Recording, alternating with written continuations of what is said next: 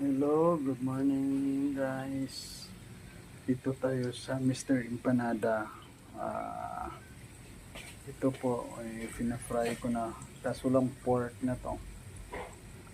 So may papunta na akong new variety sa inyong empanada is pangalan is pizza nada.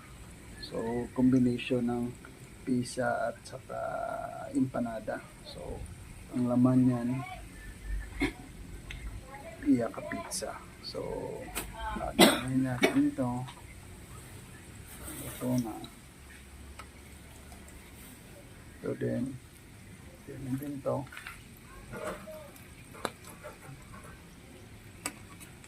Yan. Ganito. Maganda yung dough na